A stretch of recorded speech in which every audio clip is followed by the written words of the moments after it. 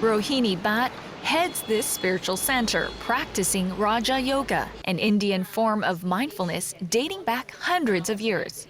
Basically, we are teaching people to remain in present, be here and now, and value what you had in the past, those experiences, and thereby you change your future also. And today, once again, Baba is She teaches people the law of karma. whatever I feel, whatever happens to be, I am responsible for that. No one else is. If I choose not to let them hurt me, I can do so. And that's the biggest thing I learned, that now I have a choice.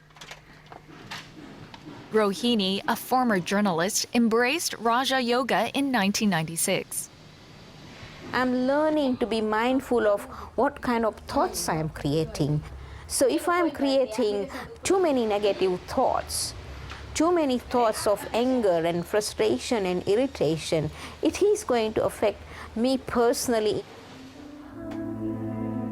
At least 100 people attend the free classes every week at the Raja Yoga Center in Tin Hau. With Raj Yoga, it's more of focus on the thoughts every second.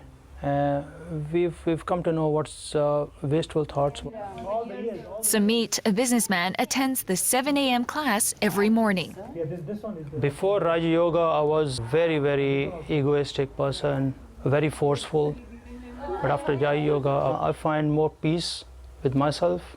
I'm peaceful with the world. Ran away. Rohini says one of the main tenets of Raja Yoga is self-compassion. Usually what we do, we whip ourselves for failure. That means I'm actually focusing on failure, but don't be emotional about it and focus on where I succeeded.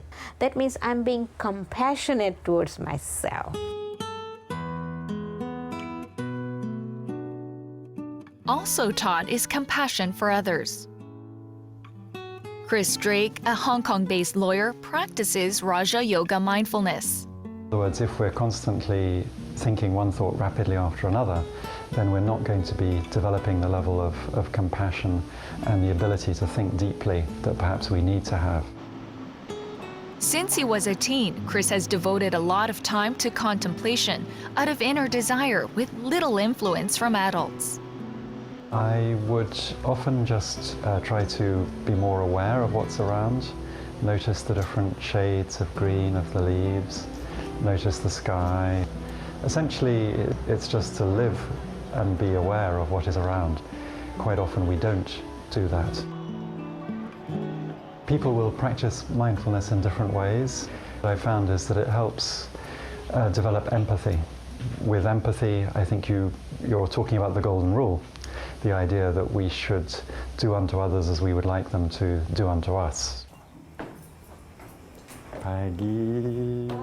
He does that through volunteer work, teaching English to Indonesian migrant workers every Saturday at this nonprofit center he helped start. Good morning.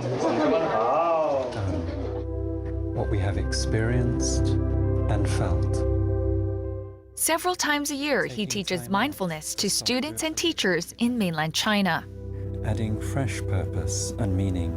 There's a need probably for people all around the world to spend time with themselves. Hong Kong was one of the most stressed cities in the world to live in. I think a world lived on fast forward in which there isn't space for reflection, in which there isn't space for deep thinking, is problematical.